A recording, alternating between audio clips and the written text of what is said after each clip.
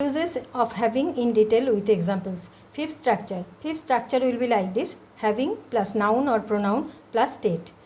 বাক্যের গঠন এইভাবে হবে, প্রথমে হ্যাভিং বসবে, তারপরে নাউন অথবা প্রোনাউন, তারপরে স্টেট বসবে। স্টেট মানে অবস্থা, এটা উল্টোও হতে পারে, প্রথমে স্টেট হবে, তারপরে হ্যাভিং বসবে, তারপরে নাউন অথবা প্রোনাউন, তারপরে বাকি rest of the sentence. For example, having a friend like you, তোমার মতো বন্ধু পেয়ে আই অ্যাম সো হ্যাপি, আমি অনেক খুশি।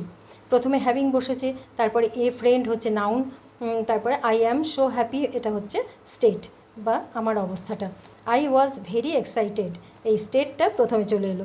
আই ওয়াজ ভেরি এক্সাইটেড, আমি খুব উৎফুল্ল ছিলাম। হ্যাভিং হার, তাকে পেয়ে, এখানে হার হচ্ছে প্রোনাউন। ইন মাই প্রজেক্ট, আমার প্রজেক্টে তাকে পেয়ে আমি খুব উৎফুল্ল ছিলাম।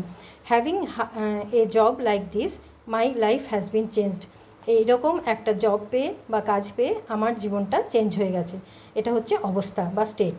My life has been changed, এটা প্রথমে চলে এলো। Having a job like this, আমার জীবনটা চেঞ্জ হয়ে গেছে এরকম একটা জব পেয়ে।